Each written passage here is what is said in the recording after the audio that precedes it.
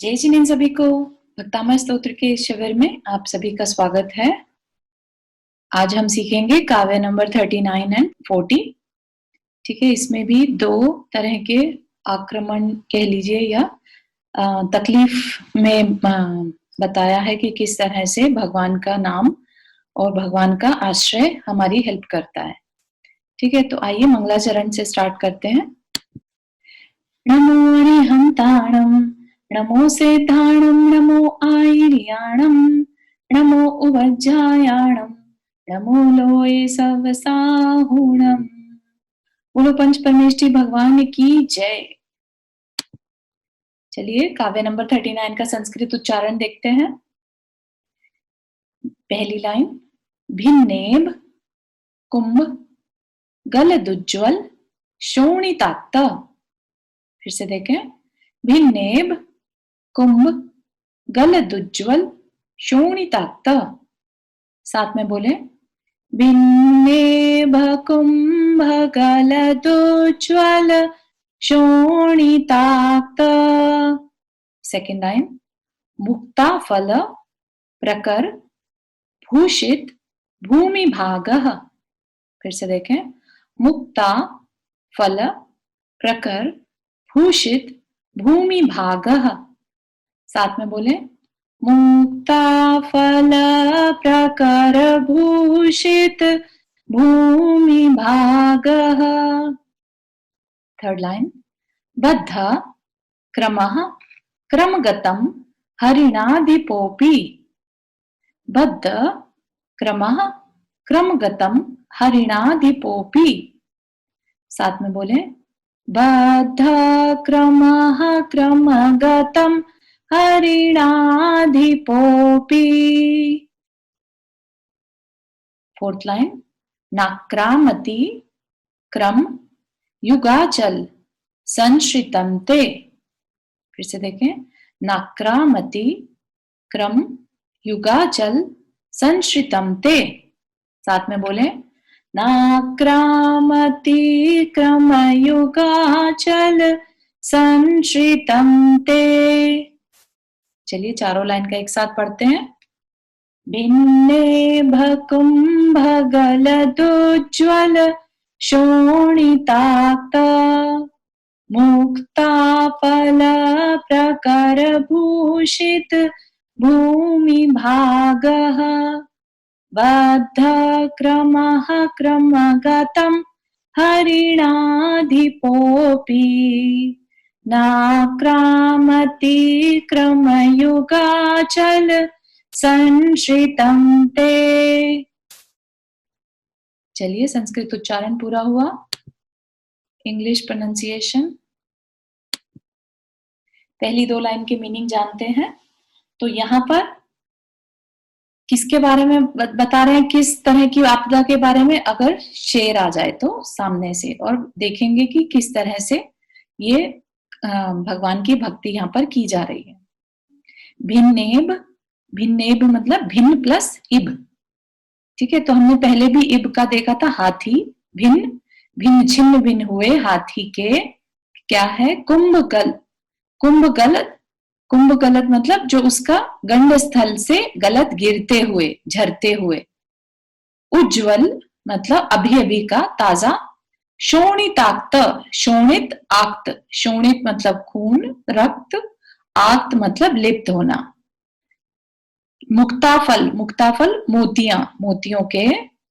प्रकर भूषित, प्रकर मतलब समूह और भूषित मतलब उससे कवर हुआ हुआ। भूमि भागा, पृथ्वी का भाग जिसने।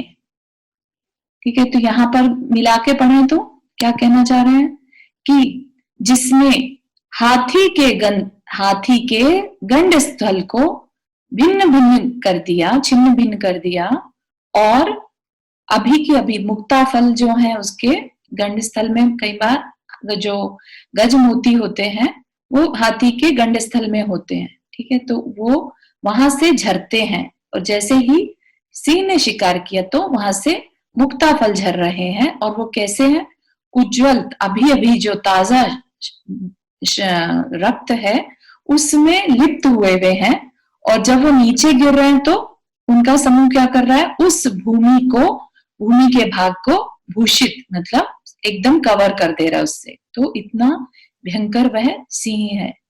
जो इस तरह के हाथी जो होते हैं जिनमें गज मोती होते हैं तो उनके बहुत ज्यादा पावर होती है। आगे की 2 लाइन, बद्ध क्रम मतलब जो छलांग मारने के लिए तैयार है। क्रमगतम अपने पांवों के बीच में, क्रम से जैसे वो छलांग लगा रहा है, छलांग के बीच में आए हुए। हिरणादि पोपी मतलब हिरणादि अधिपति, हिरणों के अधिपति कौन है, सिंह भी। नाक्रामति मतलब न आक्रमति, तो आक्रमति न ही आक्रमण करता। क्रम युगाचल संश्रितम, क्रम युगाचल, क्रम मतलब यहां पर फिर से आगे चरण, युगाचल पर्वत, संश्रितम आश्रय लेना, ते आपके पर्वत के समान चरणों का जिसने आश्रय ले लिया है उस पर आक्रमण नहीं करता, है ना। ऐसा सिंह भी जो छलांग मारने के लिए भी तैयार है और अपने दोनों पैरों के पास आए हुए ऐसे पुरुष पर आक्रमण नहीं करता जिसने आपके चरण युगल रूप पर्वत का आश्रय ले रखा है। चारों लाइन का एक साथ देखे तो, ऐसा सिंह भी जिसने हाथी के गंड स्थल को छिन्न भिन्न कर गज मोतियों जो कि उज्जवल और रक्त से सने हुए हैं को नीचे गिराकर पृथ्वी तल को कवर कर दिया, उससे विभूषित कर दिया, और जो छलांग मारने के लिए बिल्कुल तैयार है, एकदम तैयार खड़ा है वह, और अपने पांव के पास आए हुए पुरुष पर आक्रमण नहीं करता। क्यों? क्योंकि उस पुरुष ने आपके चरणों का आश्रय ले रखा है। ठीक है, तो यहाँ पर आप चित्र में देख सकते हैं ये गंड स्थल पे उसने आक्रमण किया और वहां से रक्त के साथ साथ क्या निकल के गिर गया, क्योंकि ये गज मोती धारण करने वाला हाथी था तो उसके गंड स्थल से मोती भी साथ में गिरने लगे नीचे। तो बहुत पावरफुल वो हाथी था और उस पर इस तरह का उससे भी पावरफुल शेर अगर कभी सामने आ जाए तो भगवान का चरणों का आश्रय लेना ही उस समय उचित होगा, है ना। तो ये भक्ति की पराकाष्ठा है। भक्ति में अपने आप को बिल्कुल ये मान लेना कि भगवान हमारे साथ हैं, है ना। उनका आश्रय लेने का यही मतलब है। जैसे कि कोई पकड़ लेता ना पैर के पीछे, बालक अगर छुप जाए बड़ों के तो वो अपने आप को बहुत सेफ समझता है, ऐसे ही हम भगवान के पांवों के पीछे लट से छुप जाएं तो हम बिल्कुल सेफ हैं, फिर आक्रमण नहीं कर सकता वह शेर भी सामने से आ रहा हो। और यही सेम चीज हाथी अगर आक्रमण करे तब भी कहा गया था कि पर आपका आश्रय लेने वाले पुरुषों पर हाथी, ऐसा हाथी है ना जो ऐरावत हाथी के समान भागता चला आ रहा है, वह भी अपने आपके आश्रय लेने वालों के ऊपर आक्रमण नहीं करता। तो दोनों में ही आश्रय को बहुत इंपॉर्टेंट बताया है। इसके क्या लाभ है? यह किसी भी सिंह से भयंकर भय हो तो उसका निवारण के लिए इसको आप ध्यान कर सकते हैं उस समय। दीप प्रज्वलन मंत्र है ओम ह्रीम अर्हम सर्वौषधि रिद्धि प्राप्तेभ्यो नमो दीप प्रज्वलनम करोमि। रिद्धि मंत्र है ओम ह्रीम अर्हम नमो वयण बलीनम, ओम ह्रीम अर्हम नमो वयण बलीनम। ठीक है, तो यहाँ पर हमारा काव्य नंबर 39 हुआ। काव्य नंबर 40 में अब किसकी बात कर रहे हैं? यहाँ पर अग्नि की। अग्नि का प्रताप, अग्नि, प्रचंड अग्नि से भी भगवान हमें बचा लेते हैं। आइए संस्कृत उच्चारण देखते हैं। पहली लाइन, कल्पांत काल पवनोधत वह्निकल्पम। फिर से देखें, कल्पांत काल पवनोधत वह्निकल्पम। साथ में बोले, कल्पांत काल पवनोधत वह्निकल्पम। दूसरी लाइन, दावानलम ज्वलित मुज्ज्वल मुत्स्फुलिंगम। फिर से देखें, दावानलम ज्वलित मुज्ज्वल मुत्स्फुलिंगम। साथ में बोले, दावानलं ज्वलितमोज्ज्वल मोत्स्फुलिङ्गम्.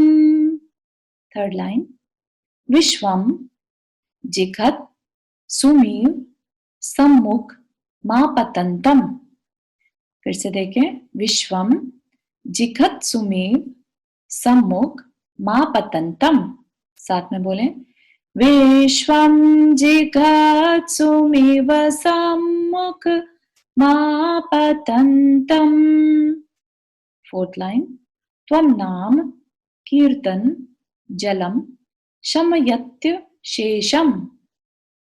त्वन्नाम कीर्तन जलम शमयत्य शेषम. फिर साथ में बोले, त्वन्नाम कीर्तन जलम शमयत्य शेषम. चारों लाइन का एक साथ पढ़ते हैं.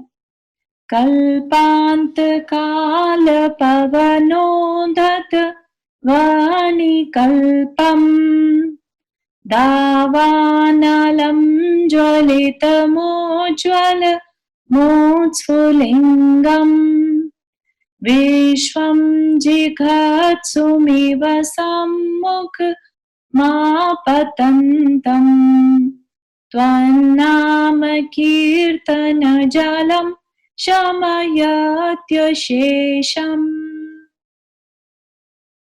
संस्कृत उच्चारण पूरा हुआ. इंग्लिश प्रोनाउंसिएशन है. पहली दो लाइन के मीनिंग देखते हैं. कल्पांत काल, कल्पांत काल पहले भी आया था 4th नंबर के काव्य में और 15th नंबर के काव्य में, और एक बार फिर यहाँ पर बता रहे हैं क्योंकि कल्पांत काल स्पेशल तरह की प्रवने चलती हैं उस समय पर, इसलिए बार बार उसका यहाँ पर एग्जाम्पल के लिए ले रहे हैं. अगर किसी की तुलना करनी हो तो एक तरह से ये एग्जाम्पल ले रहे हैं यहाँ पर. कल्पांत काल, प्रलय काल. पवनोद्धत, पवन उद्धत है ना, पवन मतलब वायु और उद्धत प्रचंड. वहनी कल्पम, वहनी अग्नि, कल्पम समान. दावानलम, दावानल होती है वन की आग. ज्वलित प्रज्वलित होना. उज्ज्वल, उज्ज्वल अगेन, उज्ज्वल मतलब प्रकाशित. उत्स्फुलिंगम, उत्स्फुलिंगम मीन्स जिसमें ऊपर की ओर फुलिंगे, फुलिंगे होते हैं तिलंगे जो चिंगारी टाइप के होते हैं, उड़ते वैसे दिखते हैं, वैसा फुलिंगम निकल रहे हैं. यहाँ पर क्या कह रहे हैं अगर साथ में देखें तो, प्रलय काल की वायु से, प्रलय काल की वायु से उद्धत प्रचंड अग्नि के समान प्रज्वलित और उज्जवल चिंगारियों से युक्त वन की अग्नि को. आगे की दो लाइन में देखते हैं क्या होगा उस अग्नि का.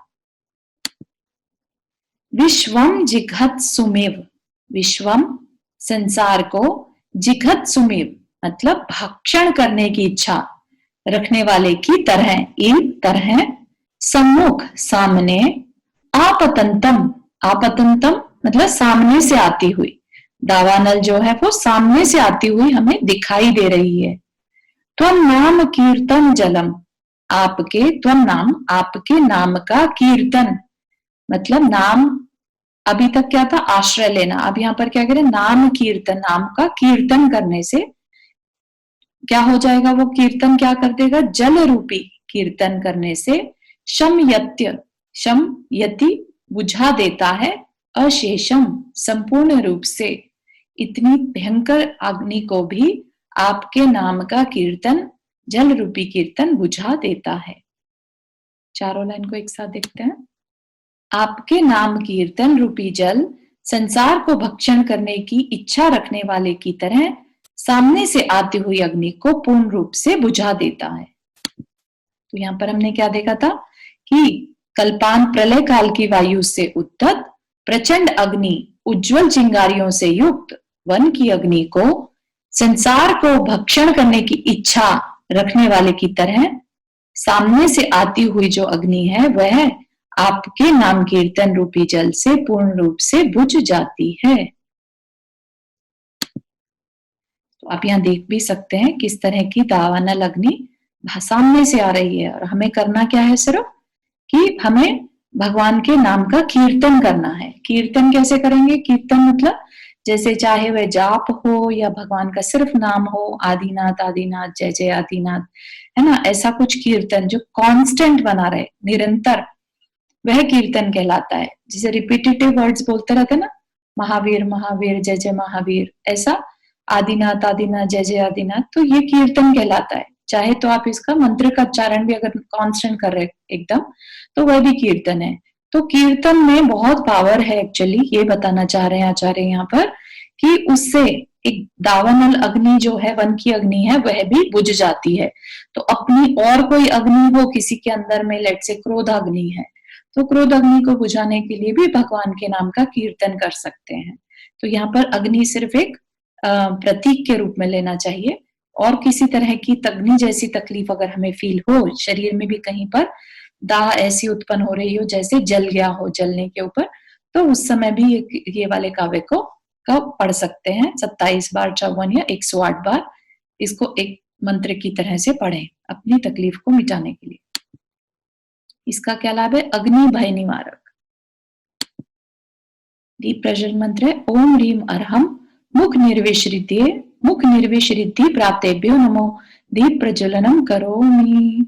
रिद्धि मंत्र है ओम ह्रीम अर्हम नमो काय बलीनम, ओम ह्रीम अर्हम नमो काय बलीनम। ठीक है, तो यहाँ पर हमारा काव्य नंबर 39 एंड 40 आज पूरा हुआ। जिनवानी स्तुति के लिए तैयार हो जाए। जा वाणी के ज्ञान से सूझे लोकालोक, सो वाणी मस्तक धरो सदा देत दो। हे जिनवाणी भारती तो ही जपो दिन रैन, जो तेरा शरणाग है सो पावे सुख चैन। चलिए सभी को जय जिनेंद्र। अगली क्लास में फिर से मिलेंगे।